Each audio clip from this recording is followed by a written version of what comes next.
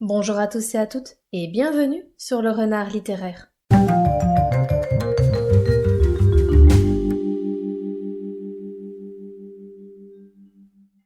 J'espère que vous allez bien. Moi, je suis ravie de vous retrouver aujourd'hui pour une nouvelle vidéo où on va faire le bilan de l'année 2023. Cette année, j'ai lu pas moins de 105 livres. Ça a été une année très riche en bonnes découvertes, en très belles lectures, mais malheureusement, il y a aussi eu quelques petites déceptions qui ont parsemé cette année. Donc ici, j'ai décidé pour cette vidéo de regrouper 15 livres qui ont marqué mon année d'une façon ou d'une autre et de les répartir en 3 catégories. Donc tout d'abord, il y aura la catégorie des mentions honorables, c'est-à-dire tous ces livres qui m'ont fait passer un excellent moment de lecture que j'ai vraiment apprécié, mais pour lesquels il manque un petit quelque chose pour en faire des coups de cœur. Ensuite, on aura les flops et enfin, on terminera avec les 5 plus gros coups de cœur de l'année. Cette vidéo risque d'être un petit peu longue, donc prenez quelque chose à boire, une bonne boisson chaude et installez-vous confortablement parce qu'on va commencer tout de suite.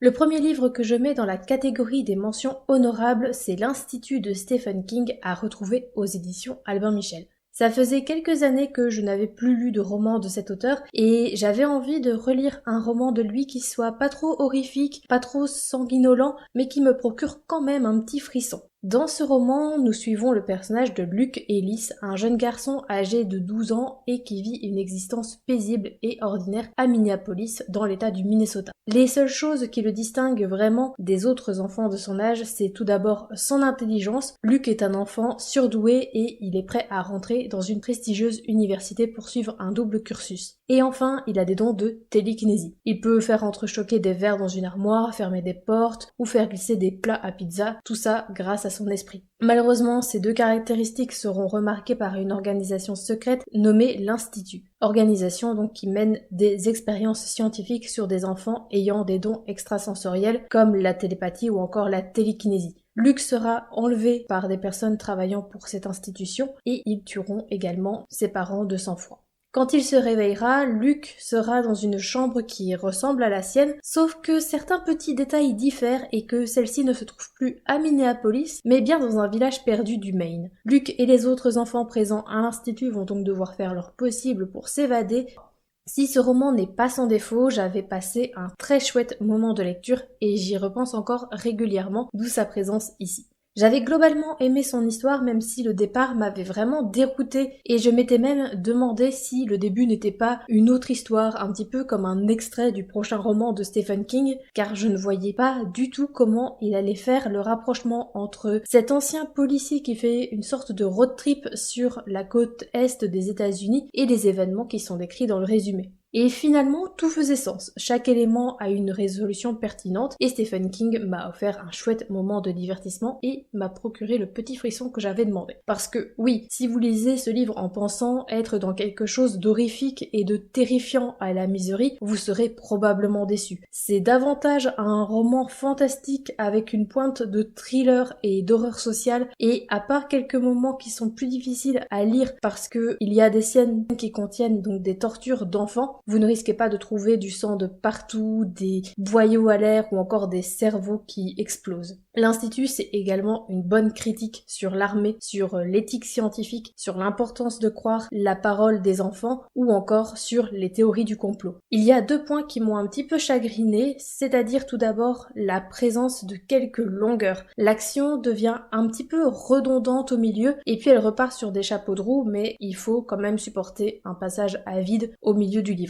Et la seconde chose, c'est que j'aurais aimé voir un élément en particulier plus approfondi et plus abouti. C'est quelque chose qui arrive à la fin, donc je comprends qu'il soit rapidement balayé, mais j'aurais quand même aimé que ce quelque chose arrive bien plus tôt dans l'histoire, qu'il soit bien plus exploité, parce que ça aurait pu amener son lot de suspense et de rebondissements inattendus. En ce qui concerne les personnages, je les avais trouvés attachants. C'est la première fois, il me semble, que je lisais un roman de Stephen King où les personnages sont aussi jeunes et je ne les avais pas trouvés caricaturaux. Luke est un protagoniste qui est attachant, mais je lui avais encore préféré le personnage d'Avery qui est pour moi le véritable héros de l'histoire. Les personnages sont peut-être un tout petit peu moins marquants que ceux que j'avais découverts dans les livres précédents de King, mais ils n'en restent pas moins efficaces et attachants, et c'est tout ce que je demandais. C'est un roman que je recommande, peut-être pas si vous êtes féru de Stephen King ou que vous avez envie d'un roman très gore, mais à mes yeux, L'Institut, c'est une excellente porte d'entrée pour découvrir l'œuvre de cet auteur. C'est un livre accessible, un bon divertissement, et qui vous procurera un petit frisson pas du tout désagréable.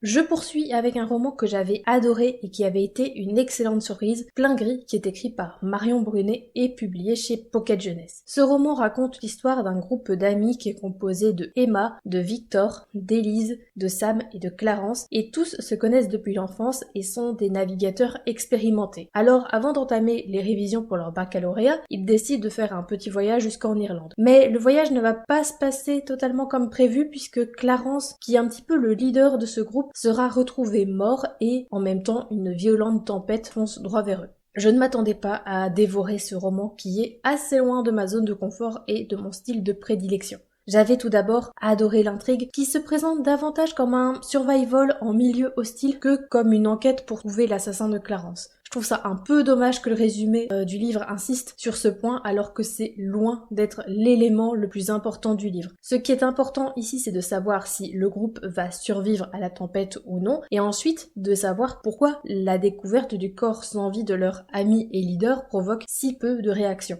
Tout ça, on va le découvrir peu à peu grâce à une double temporalité parfaitement exécutée. L'autrice nous donne des informations au compte-gouttes et on voit peu à peu les liens entre les personnages, la dynamique du groupe et surtout la personnalité toxique de Clarence et l'emprise qu'il exerce sur les autres personnages. Le sujet du pervers narcissique était aussi très bien traité et très crédible. Et c'est de manière générale une des grandes forces du roman. Tout semble crédible. Il y a juste un moment où je suis un petit peu sortie de l'histoire parce que je me suis dit que là, c'était peut-être un élément de trop, de la surenchère un peu gratuite, mais honnêtement, ça ne m'a pas gâché mon plaisir de lecture. Je me sentais toujours autant immergée dans l'eau glacée, je frissonnais et je sentais même ma respiration se bloquer. Pour ce qui est des personnages, je les ai trouvés tous plus vrais que nature et jamais caricaturaux ou unidimensionnels. Je ne compte pas le nombre de livres pour un public adolescent où les personnages n'ont qu'un seul trait de caractère et n'ont pas plus d'épaisseur qu'une feuille de papier. Ici, Marion Brunet évite ce piège et nous dresse des portraits d'adolescents qui sont convaincants et nuancés. Et, autre chose assez rare pour être soulignée, j'ai aimé le style d'écriture, quand bien même c'était écrit à la première personne du singulier. Toute la narration ici est prise en charge par Emma, et c'est un choix qui se justifie et qui est très bien réalisé. Je lirai à coup sûr d'autres livres de cette autrice, Sans foi ni loi me fait de l'œil puisqu'il semblerait que ce soit un western avec une protagoniste badass et j'ai hâte de voir ça. En attendant, si vous souhaitez découvrir un roman de survie à destination d'un public adolescent qui est très bien ficelé, foncez découvrir Plein Gris. S'il y a bien une saga qui aura marqué mon année, c'est Scarlett et Brown de Jonathan Stroud, publié chez Gallimard. Pour information, le premier tome s'intitule Récits de leurs incroyables exploits et crimes, et le deuxième tome que j'ai également lu cette année s'appelle Récits de leurs prodigieux délits et braquages. L'histoire se déroule dans un futur post-apocalyptique où la nature est hostile et tout ce qui reste de l'humanité est regroupé dans différentes villes aux règles très strictes et discriminantes et où finalement tout le monde n'a pas sa place. Et nous suivons donc le personnage de Scarlett McCain, une jeune fille qui vit en marge de toute société et qui est surtout une hors-la-loi recherchée dans tout le pays. Alors que cette dernière s'enfuit après un nouveau braquage de banque, elle tombe sur un bus accidenté et sur son seul survivant, Albert Brown, et là on a une rencontre qui pourrait bien changer la vie de Scarlett. En 2022, j'avais lu et adoré le premier tome de la saga Lockwood & Co, qui reprend un petit peu le concept de nature hostile et de duo de personnages, sauf que Lockwood & Co se concentrait davantage sur des phénomènes paranormaux et sur la chasse aux fantômes. J'avais peur que Scarlett et Brown soient une copie un petit peu plus pâle de Lockwood & Co, que ce soit un petit peu moins bien, mais pas du tout. Déjà, j'avais adoré l'univers. L'histoire se déroule dans une Angleterre post-apocalyptique avec une nature hostile et où le danger semble résider partout. Il y a des créatures féroces comme des ours ou encore des créatures sous-marines qui sont carnivores, mais il y a aussi des zombies. Mais finalement, la réelle menace dans ce roman, elle est de nature humaine, comme l'auteur va nous le démontrer, et ça davantage dans le tome 2. L'intrigue n'est pas en reste puisque tout se tient, il y a de nombreux rebondissements qui font que c'est un véritable page-turner. Mais il y a aussi des moments un petit peu plus posés où l'auteur prend le temps de développer la psychologie de ses personnages et de leur développer un réel passé. Je dirais que le seul point noir qui empêche cette saga d'accéder au rang de coup de cœur, c'est que je trouve qu'il y a certains éléments qui sont un petit peu sous-exploités, comme la place de la religion. Personnellement, ça me semble très important pour comprendre l'ensemble de l'univers et toutes ses mécaniques, mais ces éléments sont pour le moment un petit peu éludés, ce que je trouve dommage. Mais ce qui fonctionne vraiment dans ce roman, c'est son duo de personnages principaux. Scarlett et Brown forment un duo qui est détonnant mais incroyablement efficace, et l'alchimie entre eux, elle est réelle et presque palpable. Ils ont tous les deux des caractères diamétralement opposés. D'un côté, on a Scarlett qui est une aventurière intrépide, elle est ingénieuse, et à côté de ça, on a Albert qui tient plus du boulet que du compagnon de méfait. Mais le duo fonctionne à merveille. Ils font des étincelles ensemble et cette association de personnages est vraiment le point fort de l'histoire. En plus de cela, l'auteur prend le temps de les développer, de leur donner une histoire qui est complète, comme je le disais, avec des traumatismes et des failles, ce qui fait que ça leur donne une petite fragilité et ça les rend encore plus attachants et humains. J'ai terriblement hâte de découvrir le tome 3. Je pense qu'on va avoir une suite riche en aventures, en voyages, en rebondissements et surtout, au vu de ce qui s'est dessiné à la fin du tome 2, en révélations. Pour le 4e livre, j'ai choisi de vous reparler encore une fois du tome 2 de Anne, qui est donc Anne d'Avonlea. C'est écrit par Lucie Maud Montgomery et publié chez Monsieur Toussaint Louverture. Même si je vous ai déjà pitché ce livre un nombre incalculable de fois, je pense qu'une piqûre de rappel ne peut absolument pas faire de mal. Dans le premier tome, nous suivons le quotidien de Anne, une jeune orpheline adoptée par erreur par un frère et une sœur. Ces derniers voulaient un petit garçon pour aider Matthew, donc le frère, aux travaux de la ferme. Mais seulement une fois arrivés à la gare, il n'y avait que Anne et Matthew et Marilla, n'ayant pas le cœur à la renvoyer à l'orphelinat, ils décident de la prendre sous leurs ailes afin de l'éduquer. Le premier tome se concentre sur l'enfance de Anne ainsi qu'une partie de son adolescence, c'est-à-dire qu'on va de ses 11 à 16 ans. Le deuxième tome se déroule sur une période beaucoup plus courte qui va de ses 16 à 18 ans.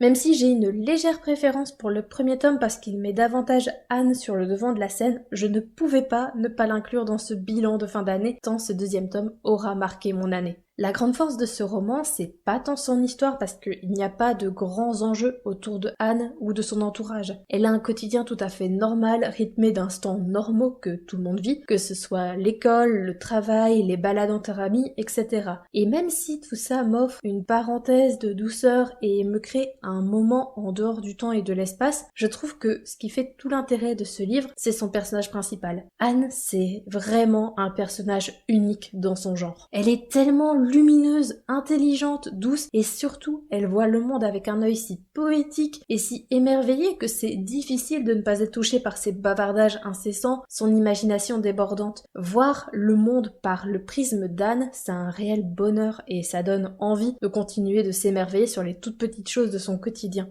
Une de mes craintes en commençant ce deuxième tome, c'était que sa vision du monde se ternisse, qu'elle devienne un petit peu l'ombre d'elle-même, et je suis tellement heureuse de voir que je me suis trompée. Certes, Anne grandit et elle change, mais au fond d'elle-même, elle reste fondamentalement la même. Il y a même certaines scènes dans le roman où on peut voir la petite Anne de 11 ans qui n'arrêtait pas de parler, et ça fait du bien. En plus de cela, l'écriture est terriblement poétique et onirique. Il y a des tas de citations qui sont très jolies, qui m'ont touchée, et je suis sûre que si j'étais le genre de lectrice qui met des post-it dans son livre à chaque belle citation, mon exemplaire serait rempli de post-it. En plus de cela, je le répète à chaque fois, mais les livres sont soignés, le papier est doux comme un nuage, la police d'écriture est élégante et lisible, et puis surtout les couvertures. Elles sont toutes plus belles les unes que les autres, mais surtout j'apprécie grandement l'adéquation entre l'ambiance du livre et sa couverture. Sur le tome 2, on peut voir des couleurs beaucoup plus vives, des pétales, une Anne qui a l'air vraiment pétillante, et effectivement, l'histoire dégage beaucoup de joie avec une jeune fille qui est pleine de vie et d'entrain. Je suis absolument ravie d'avoir donné une chance à cette série de livres, à ce personnage, et je sens que les tomes suivants m'offriront aussi de beaux moments, des moments remplis de douceur et de poésie, le tout porté par une de mes héroïnes de fiction préférées. Pour le dernier livre de cette catégorie, j'ai choisi de vous parler d'une lecture très récente, mais qui a vraiment marqué mon année. Il s'agit de Fantaisie guerrière de Guillaume Lebrun, édité chez Christian Bourgeois. C'est un livre assez complexe à résumer, donc je vais plutôt lire la 4e de couverture. En ce début du XVe siècle, tout est chaos au royaume de France. Les Angliches imposent leur présence depuis près de 100 ans. Armagnac et Bourguignon n'en finissent pas de s'écharper. La guerre civile menace de ravager le pays. C'en est trop pour Yolande d'Aragon. Puisqu'une prophétesse est attendue pour couronner le dernier dauphin vivant, il n'est plus temps de rester abachi dans les palais. La fulminante duchesse prend donc la décision de hâter le destin. Et la voilà reconvertie dans l'élevage de 15 petites Jeannes. En secret, elle crée une école dans le but de les former aux exigences militaires et intellectuelles de guerrières accomplies. Mais la 12e, de loin la plus forte et la plus féroce, n'a rien à voir avec celle que Yolande aurait voulu initier à la vraie nature de sa mission. Fantasy guerrière, c'est un véritable ovni et un roman unique dans son genre qui, comme vous l'aurez compris, réinvente une partie de l'histoire de France et surtout celle de Jeanne d'Arc avec une atmosphère plus fantaisiste et un point de vue féministe que j'ai adoré découvrir dans ce roman. En le débutant, j'étais un petit peu intimidée parce que l'auteur ne nous prend pas par la main et nous lance directement dans le vif du sujet. Alors forcément, j'avais pas révisé l'histoire de France, la guerre de 100 ans et la biographie complète de Jeanne d'Arc, donc je me sentais un petit peu perdue.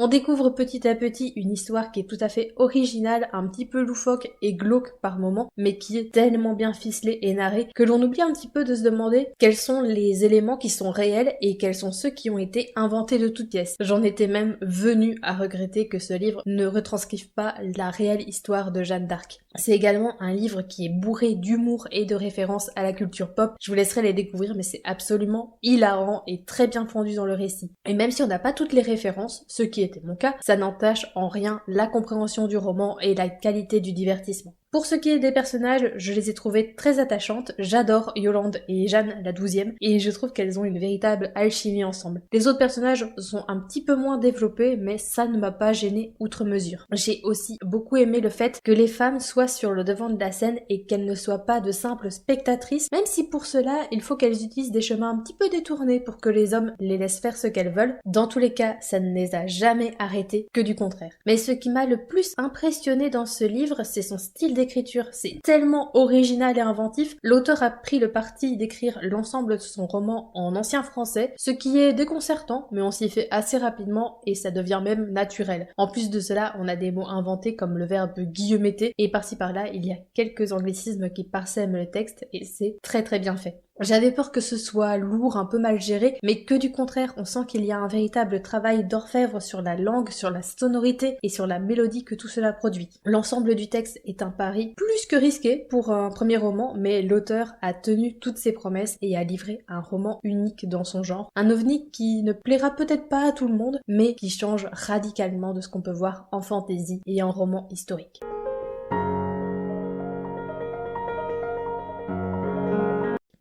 Pour inaugurer la catégorie des flops, j'ai choisi de vous parler du recueil de nouvelles/poésie de Mathias Malzieu intitulé 38 mini-westerns avec des fantômes qui est à retrouver aux éditions J'ai lu. C'est un petit peu compliqué de résumer un recueil de poésie, donc je vais me baser sur ce qui est inscrit sur sa fiche livre addict, même si je ne suis pas certaine que ça vous aide à deviner les thèmes de ses poèmes ou encore la ligne directrice de son recueil.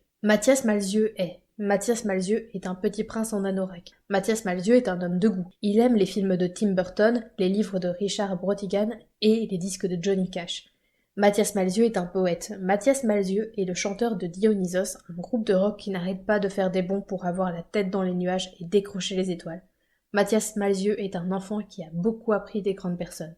Mathias Malzieu est un pionnier du mini-western. Les rêves sont sa frontière. D'ordinaire, j'aime le travail de Mathias Malzieu. J'avais adoré La mécanique du cœur, Le plus petit baiser jamais recensé ou encore Métamorphose en bord de ciel. Son roman Maintenant qu'il fait tout le temps nuit sur toi m'avait beaucoup touché. Pareil pour Un vampire en pyjama et j'avais passé un bon moment avec Une sirène à Paris et son dernier recueil de poèmes paru chez l'Iconopop qui s'appelle Le dérèglement de la métrique amoureuse. Même si pour être tout à fait honnête, je commençais déjà à ressentir une forme de lassitude à son égard. Et malheureusement, ce sentiment n'a fait qu'enfler puisque je n'ai pas du tout été convaincue par 38 mini-westerns avec des fantômes. J'avais trouvé ce recueil très brouillon, pas abouti et surtout j'en avais assez de voir les mêmes tropes qui revenaient sans cesse, de voir les mêmes histoires, les mêmes éléments poétiques. C'est comme si l'auteur ne s'était jamais renouvelé et racontait toujours les mêmes histoires depuis des années. On voit toujours des Kinder Surprise, des sirènes, des fées, des skateboards, des garçons qui tombent amoureux au premier regard, et je n'arrêtais pas de me dire que tout ça, je l'avais déjà vu dans ces autres romans et que je n'en pouvais tout simplement plus. Ce qui est d'autant plus frustrant parce que je sais que quand l'auteur se détache un petit peu de ces schémas récurrents ou arrive à mieux les gérer, ses écrits peuvent être touchants et pétris de poésie.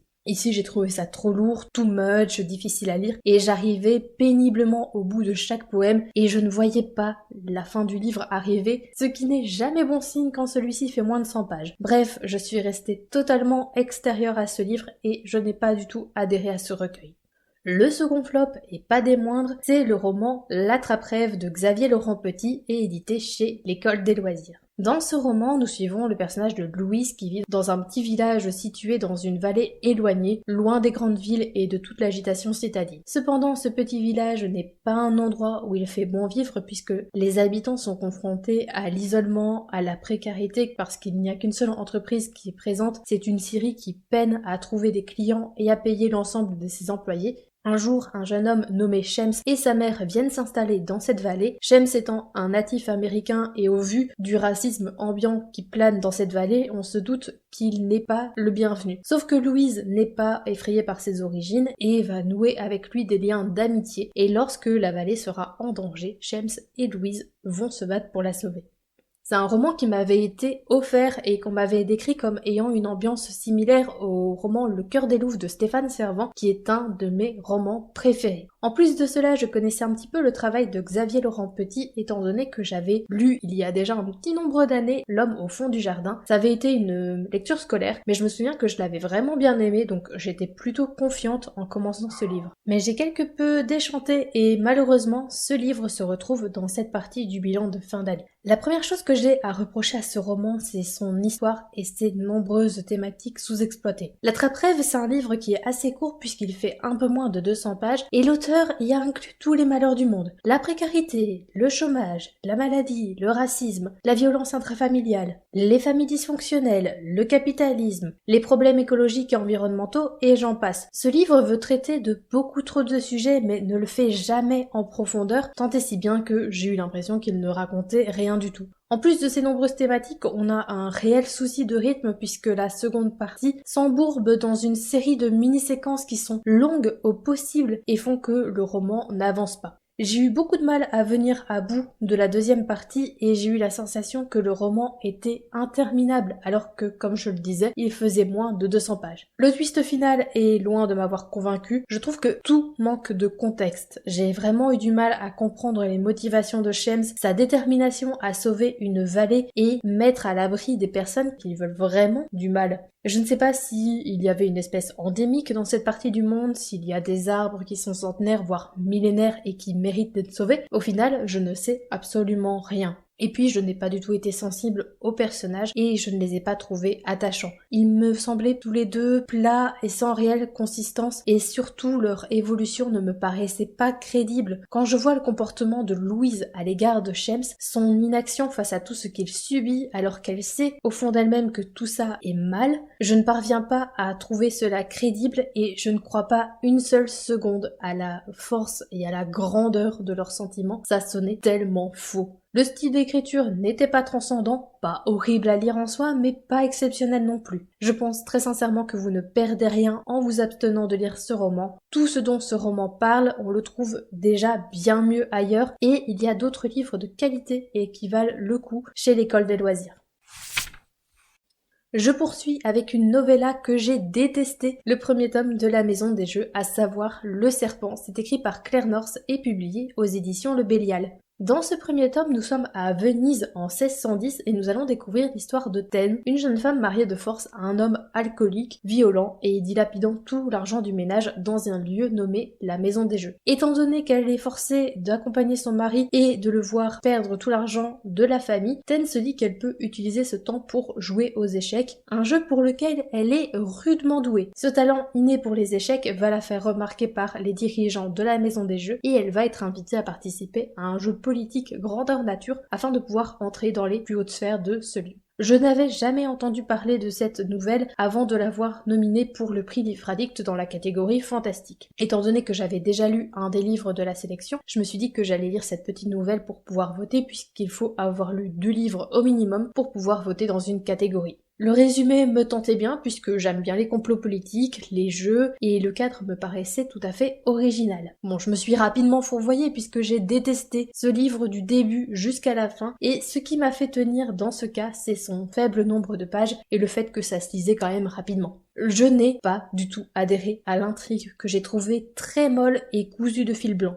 Pour un jeu et pour des complots politiques, je trouvais que justement ça manquait de jeu, de rebondissement, d'exploration de diverses pistes, etc. C'est un livre qui est terriblement linéaire et à aucun moment je n'ai eu une réaction de surprise où je pensais que la protagoniste allait être en danger. Il y a également de nombreuses ellipses temporelles qui font que j'ai eu du mal à vraiment rentrer dans l'histoire et à m'intéresser à l'avancée du jeu. En outre, j'ai été très déçue par le manque d'exploitation du cadre spatio-temporel. On voit quelques canaux, mais c'est pour ainsi dire tout ce qu'on verra de Venise et que ça se passe en 1610 ou en 1893, ça n'a aucune espèce d'importance. Je ne me suis pas du tout sentie immergée dans le Venise de la Renaissance. Les personnages sont tout aussi décevants, ils n'ont pas d'épaisseur, pas de consistance. J'ai eu l'impression d'avoir devant moi des marionnettes en carton tellement ils étaient désincarnés. Je regrette aussi le peu de subtilité dont fait preuve l'autrice pour décrire ses personnages et plus particulièrement le personnage du mari violent. Elle va tellement dans la surenchère que j'ai eu l'impression qu'elle me disait de regarder et de voir comment ce personnage était infect. Mais en fait, ça, je l'avais compris depuis le départ et je pense qu'au lieu de surenchérir sans cesse sur ce personnage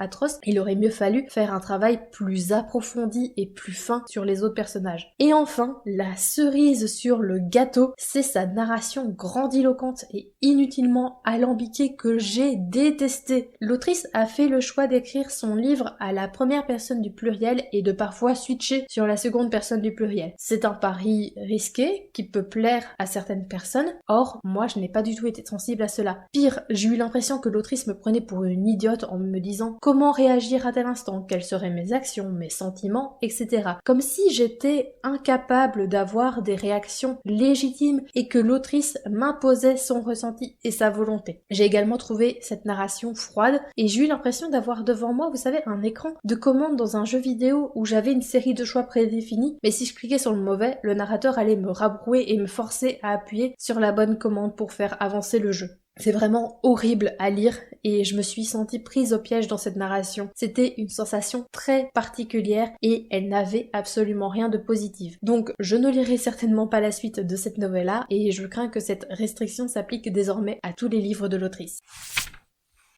Pour l'avant-dernière déception, j'ai choisi de vous reparler du roman Les monstres de Rookhaven, le premier tome, qui est écrit par Padraig Kenny et illustré par Edward Bettinson, qui est à retrouver chez Lumen. C'est un roman que j'avais lu dans le cadre du Pumpkin Autumn Challenge de cette année et dans lequel nous allons suivre le personnage de Mirabelle, une jeune fille qui est âgée de 11 ou 13 ans, je ne sais plus vraiment, qui vit dans le manoir de Rookhaven. Ce manoir est que du monde des humains puisque grâce à un pacte établi avec les habitants des villages alentours, la famille de Mirabelle peut vivre dans un endroit reculé, hors de portée des humains et ainsi éviter la guerre entre les humains et les monstres. Cependant, 2 orphelins nommés Tom et Gemina vont apercevoir le manoir alors qu'ils sont sur la route et peut-être qu'ils vont amener avec eux une terrible menace pour les habitants de Rookhaven. J'avais déjà lu un roman de cet auteur, qui était donc Les Orphelins de Métal. C'est un roman que j'avais apprécié et généralement je passe toujours un bon moment avec les parutions de chez Lumen, sauf que ça n'a malheureusement pas été le cas ici. Déjà l'intrigue est très confuse et je sentais que l'auteur ne savait pas où il devait mener cette histoire, quel thème il devait aborder et par quel biais. Du coup, j'ai eu l'impression de lire une première ébauche de l'histoire où rien n'a de sens et où rien n'est abouti. Je crois que ce qui résumerait parfaitement ce livre serait le terme sous-exploité. Les événements importants du livre, sous-exploités. Les révélations, sous-exploitées. Ne parlons pas des personnages qui m'ont agacé au possible. Je n'ai jamais vu un personnage aussi détestable et aussi insupportable que Mirabelle. Je me demandais comment c'était possible de faire quelqu'un d'aussi égoïste, d'aussi manipulatrice et capricieuse qu'elle, et de nous faire penser qu'il était tout à fait possible de s'attacher à elle. Les autres personnages sont malheureusement transparents et fades. Gemina et Tom, qui sont censés être les protagonistes de cette histoire, n'ont aucun rôle à jouer et n'auront aucune évolution. En plus de cela, je n'ai pas réussi à m'attacher à eux à cause de leur manque de réaction et de personnalité.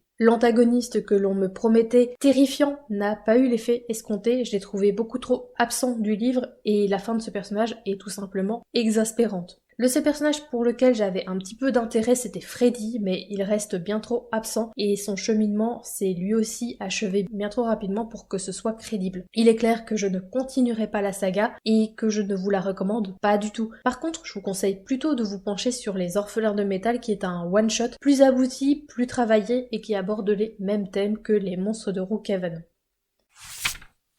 La dernière déception que j'ai eue cette année a été le livre Un homme accidentel de Philippe Besson publié chez Julliard, mais vous pouvez aussi le retrouver en format poche chez Pocket. Un homme accidentel retrace le parcours d'un policier qui tombe amoureux d'une star de cinéma alors que cette dernière est impliquée dans une enquête pour meurtre. Cela faisait un moment que je n'avais plus lu de livre de cet auteur et j'avais ce livre qui traînait dans ma pile à lire depuis septembre 2021 et puis j'ai eu envie de lire un roman qui soit assez court et qui change de mes habitudes. Malheureusement, les retrouvailles avec cet auteur se sont un peu mal passées. Je reproche principalement au roman d'être plat, cousu de fil blanc et presque sans saveur. Cet aspect est encore plus ressorti parce que j'avais déjà lu quelques livres de l'auteur par le passé et que j'ai eu l'impression de voir une ébauche de tous ces autres romans, qu'ils soient antérieurs ou postérieurs à un homme accidentel. Et tout ce qui se trouve dans ce livre, l'auteur l'a déjà traité ailleurs et l'a mieux fait. Les personnages sonnaient un petit peu creux, ce qui est inhabituel pour l'auteur. D'ordinaire, en peu de pages, Philippe Besson sait écrire des personnages qui ont de la consistance, de la profondeur et de la nuance, ce qui n'était pas le cas ici et ça m'a vraiment beaucoup déçu. Par contre, le style d'écriture était pas mal, pas à la hauteur de ce que j'avais découvert dans En l'absence des hommes ou encore dans Arrête avec tes mensonges, mais c'était fluide et ça se lisait sans peine. Mais selon moi, Un homme accidentel est tout à fait dispensable. Ce petit accro ne m'empêchera pas de retenter un livre de cet auteur. Un de ses derniers romans qui s'intitule Ceci n'est pas un fait divers, qui est un livre qui traite du sujet très douloureux du féminicide, m'intrigue beaucoup.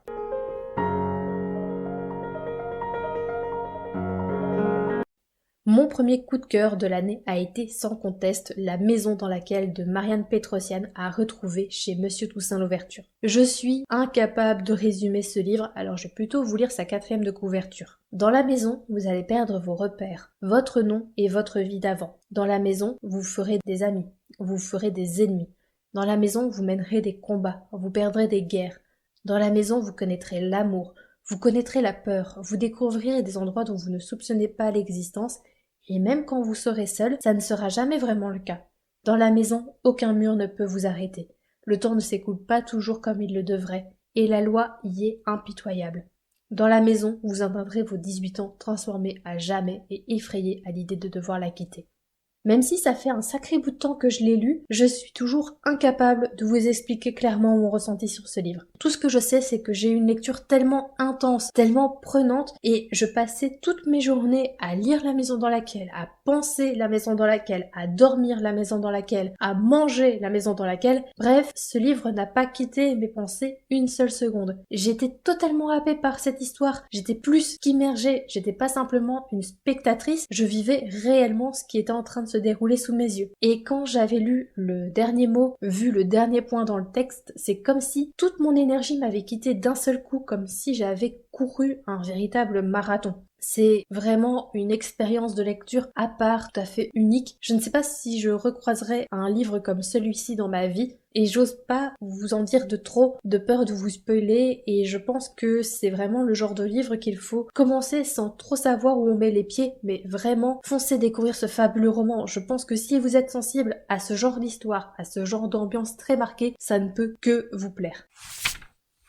J'ai eu l'occasion en 2023 de découvrir La mer sans étoiles de Erin Morgenstern publié chez Sonatine, qui est un livre que je voulais lire depuis sa traduction. Dans La mer sans étoiles, on va suivre le personnage de Zachary, un jeune étudiant en doctorat. Alors que celui-ci cherche des livres pour réaliser sa thèse, il va tomber sur un roman très étrange. Ce livre n'a ni titre, ni auteur, ni date de parution, ni copyright, et lorsque notre protagoniste le feuillette, il tombe sur une scène de son enfance. Zachary est surpris de voir une scène qu'il a réellement vécue dans ce livre et il décide d'en savoir plus sur ce mystérieux ouvrage. J'avais déjà lu et relu Le Cirque des rêves de la même autrice, et le fait que je prenne du plaisir à relire ce livre, c'est un gage de sa qualité, d'autant plus que je ne relis que très rarement mes livres. Donc je voulais absolument découvrir son second roman, et j'étais persuadée que j'allais l'adorer. De prime abord en plus, il y a tous les éléments qui me plaisent, un univers travaillé, une intrigue énigmatique, une plume lyrique, et je n'ai pas été déçue une seule seconde. Ce roman a été un énorme coup de cœur. J'ai adoré l'univers de ce roman. Tout est construit autour du bleu, du jaune, de la nuit, du miel. Tout ceci donne un univers très harmonieux, très visuel, sensoriel, à la limite du palpable. L'autrice a vraiment réussi à rendre son atmosphère plus vraie que nature, parce que j'avais vraiment l'impression de sentir l'odeur du miel. Mon estomac gargouillait à la vue des muffins au citron. Je sentais la chaleur du feu de bois, le crissement de la neige. J'avais vraiment l'impression de ne pas seulement lire, mais de vivre réellement cette histoire. Et quelle histoire! C'est une intrigue dense, riche, et il faut accepter de prendre son temps pour en saisir toutes les nuances, toutes les subtilités, repérer tous les indices, faire attention à chaque élément en ayant bien en tête qu'il n'est pas là au hasard, et pour moi ça valait vraiment la peine de donner toute son attention pour cette lecture. Je suis certaine que je suis passée à côté de plusieurs choses, mais c'est tellement satisfaisant d'élaborer plein de théories, de réfléchir et de voir ces hypothèses se confirmer ou non. L'autrice ne nous prend pas par la main et elle ne va pas nous donner toutes les clés, et il faut qu'on fasse un minimum d'efforts pour comprendre son roman, mais la récompense vaut largement le coup. J'ai aussi adoré le personnage de Zachary, qui est un héros tellement bienveillant, gentil, et on sent qu'il aime profondément la lecture et les livres. Il m'a beaucoup touchée et je me suis sentie très proche de ce personnage.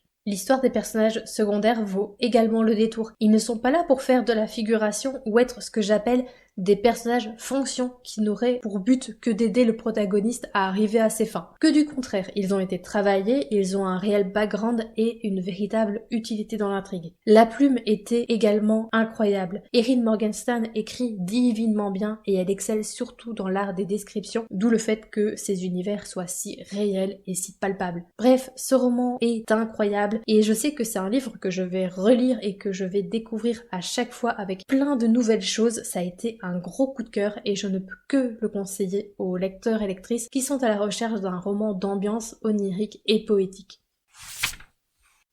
Comme promis, je vous parle encore une fois de La Cité des livres qui rêvent, écrit par Walter Moors et publié chez Les Grandes Personnes pour le grand format. Et pour ce qui est du format poche, vous pouvez le retrouver aux éditions Folio. Et comme d'habitude, je vais me référer à la quatrième de couverture qui est extrêmement bien faite, donc pourquoi s'en priver? Ici commence l'histoire. Elle raconte comment je suis entrée en possession du livre sanglant, comment j'ai atteint l'orme. Cette histoire n'est pas destinée aux lecteurs au cœur tendre et aux nerfs fragiles à qui je recommande d'emblée de reposer cet ouvrage.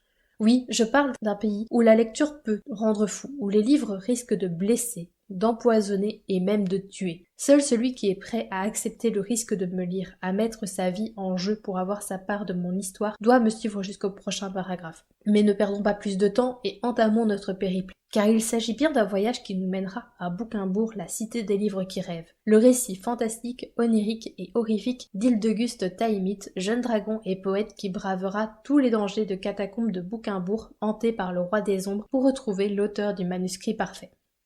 Avant que les lectrices du book club auquel je participe le conseillent, je n'avais jamais entendu parler de ce livre et je dois dire que je regrette vraiment de ne pas l'avoir découvert bien plus tôt parce que ce livre est une petite merveille. Tout d'abord, j'ai adoré découvrir l'univers de la cité des livres qui rêvent. J'ai vraiment eu l'impression que le roman dégageait une atmosphère magique et qui parle à l'amoureuse des livres que je suis. La ville de Bouquimbourg est pour moi la définition du paradis et j'aurais tellement aimé me rendre là-bas en vrai, flâner dans les librairies, manger des pâtisseries littéraire en écoutant des conteurs réciter des poèmes. Je n'ai pas été sensible qu'à la ville de Bouquimbourg, mais également à la finesse et à la richesse du world building. Honnêtement, j'ai rarement vu un livre qui a un tel sens du détail et de la précision. L'auteur a pensé jusqu'au moindre détail de son univers, ce qui le rend foisonnant, riche et magique. On a quand même des titres de livres inventés, des auteurs inventés, des extraits des 10 livres, les courants littéraires, etc.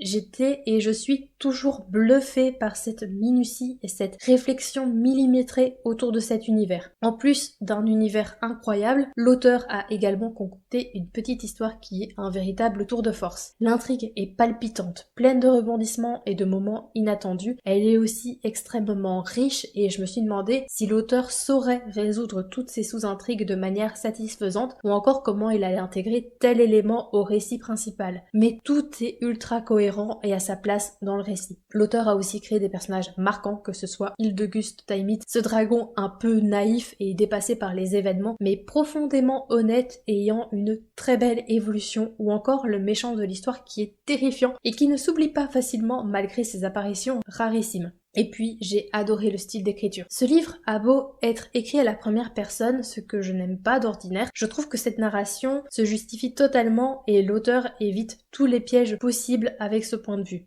Il y a également un réel style qui se dégage de l'œuvre, c'est soutenu sans être pédant, les mots sont choisis avec soin, et on sent qu'il y a eu du travail et de la recherche derrière chaque phrase. Dans le livre, l'auteur développe un concept qui s'appelle l'orme. C'est quelque chose d'assez compliqué à expliquer, mais je peux le résumer assez grossièrement en disant que c'est la perfection. Bien entendu, l'auteur explique ça de manière beaucoup plus subtile et détaillée que moi. Eh bien, je terminerai en disant que ce livre a atteint l'orme. Pour ce livre-ci, je ne m'attendais pas du tout à avoir un tel coup de cœur. Je vous parle de Clara et le soleil de Kazuo Ichiguro, édité par Gallimard. C'est un roman de science-fiction d'anticipation à très court terme dans lequel tous les adolescents sont accompagnés de AA, c'est-à-dire des amis artificiels. Nous allons plus particulièrement nous intéresser à Clara, une AA qui possède une grande intelligence et un sens de l'observation aiguisé. Clara sera choisie par Josie, une jeune adolescente qui a quelques soucis de santé, et on va suivre le quotidien de ces deux personnes. J'ai lu ce roman grâce à une chroniqueuse d'un podcast littéraire qui s'appelle Bibliomaniacs et elle en avait parlé en des termes très élogieux et ça a directement piqué ma curiosité. Dès le départ, j'ai été plus que conquise et je ne m'attendais pas à avoir un tel coup de cœur. J'ai directement été émue et touchée par l'histoire qui est pleine de douceur, d'humanité et de tendresse, qui est tout en nuances et en délicatesse. Mais l'auteur ne fait pas l'erreur non plus de vouloir tomber dans le feel-good à tout prix, de vouloir esquiver les moments plus douloureux, parce que malgré son côté très doux, très réconfortant, Clara et le soleil va parler de sujets qui sont aussi plus tristes comme la maladie ou encore le deuil. Je trouve que par son aspect tranche de vie, c'est un roman qui peut plaire autant à des débutants parce qu'on est dans un monde qui est très proche du nôtre, il n'y a pas de voitures volantes, de robots de partout, et donc c'est très accessible, et en même temps, il plaira aux amateurs de SF parce que l'aspect chronique du quotidien, c'est quelque chose que j'ai rarement vu dans le genre. En ce qui concerne les personnages, je me souviens que la chroniqueuse de Bibliomaniacs disait qu'on oubliait rapidement que Clara est un robot et qu'on développe à son égard de l'attachement et de la compassion, ce qui est on ne peut plus vrai. J'ai rapidement oublié que Clara n'était pas faite de chair et d'os et je me suis très rapidement attachée à elle. J'ai aussi été touchée par les personnages qui gravitent autour d'elle parce qu'ils sont fondamentalement humains et que malgré leurs blessures, ils essayent d'avancer dans la vie. Parfois de manière un peu bancale, c'est vrai, parfois en faisant des mauvais choix, mais on ne peut pas leur reprocher ces choix parce qu'ils révèlent simplement leur fragilité et leur humanité. C'est un roman poétique qui est terriblement touchant, juste et qui m'aura fait vivre plein d'émotions. J'étais vraiment bien dans cette histoire et au plus celle-ci avançait, au moins je me sentais prête à dire au revoir à Clara, aux autres personnages et tout simplement à terminer ce roman. Et quand ça m'arrive, je sais que c'est le signe d'un coup de cœur. Je termine ce bilan par mon tout dernier coup de cœur. Je dois vous avouer que ça s'était joué entre Mémoire de la forêt de Michael Brun-Arnaud et Bruxelles de Éléonore de Villepoix publié chez Hachette, mais j'ai préféré la seconde option parce que je vois beaucoup moins sur les réseaux sociaux. Donc dans la ville de Bruxelles, de plus en plus d'oiseaux sont victimes de vol d'œufs. Pour régler cette situation, le Parlement des oiseaux dépêche une délégation. Cette délégation est composée de chants perdus, un rouge-gorge un poil vantard, Seth, une corneille énigmatique et Jaboterne, un pigeon qui subit un petit peu malgré lui les événements. Les trois oiseaux ont donc 7 jours pour enquêter sur la disparition des œufs et amener le coupable ou les coupables au Parlement des oiseaux. J'avais déjà lu sa duologie La ville sans vent que j'avais adoré et qui avait figuré dans mes tops de l'année 2021 et 2022. Et avec Bruxelles, Éléonore de Villepoix confirme son talent à écrire des histoires hors du commun, maîtrisées et drôles. Si je devais résumer de manière un peu imagée, je dirais que Bruxelles, c'est un Watership Down politique avec des oiseaux. Déjà, l'intrigue est maîtrisée à la perfection. C'est rempli d'action, on ne s'ennuie jamais et à l'instar de La Ville sans vent, la révélation est surprenante mais très cohérente. Je me suis pas douté une seule seconde de l'identité du coupable et je me suis encore une fois fait rouler dans la farine. On sent que l'autrice savait dès le départ où est-ce qu'elle voulait aller et brouille parfaitement toutes les pistes. L'autrice excelle dans les intrigues politiques et dans la critique du système politique. Elle connaît ce milieu et je pense qu'elle a plein de choses à extérioriser et à nous dire et pour moi elle peut continuer ainsi pendant des années parce que je suis tout oui. J'ai aussi adoré le fait que l'action se déroule à Bruxelles et plus particulièrement dans le quartier européen. J'ai eu l'occasion de le visiter et de me rendre au Parlement européen dans le cadre de mes études, donc j'ai vraiment eu l'impression de me retrouver dans ce quartier. Je reconnaissais les lieux cités, je pouvais vraiment les visualiser, ce qui est toujours très appréciable. On voyage aussi dans tout Bruxelles et même dans le Brabant flamand, ce qui n'est pas un décor très courant dans la littérature de l'imaginaire. Le trio d'oiseaux est tout simplement iconique. J'ai surtout adoré Jaboterne qui subit tellement cette histoire, qui aurait juste préféré continuer à chasser des frites dans son quartier avant de se découvrir la trempe d'un héros et de posséder plus de ressources que ce qu'on pourrait imaginer. L'origin story des trois personnages est parfaitement développée et offre des personnages qui sont nuancés. J'en avais presque oublié que ce sont des oiseaux, même si les expressions de l'autrice étaient là pour me le rappeler. La plume est aussi très agréable à lire, très inventive puisque Éléonore de Villepoix a disséminé plein d'expressions d'oiseaux, des mots typiquement bruxellois ou encore un vocabulaire aviaire, un petit peu comme ce qui se fait dans Watership Down, d'où le rapprochement que je fais entre ces deux œuvres. Bref, Bruxelles, c'est un roman d'aventure surprenant avec un trio d'oiseaux inoubliable qu'il faut découvrir de toute urgence et moi, de mon côté, je suivrai avec attention les prochaines parutions de l'autrice.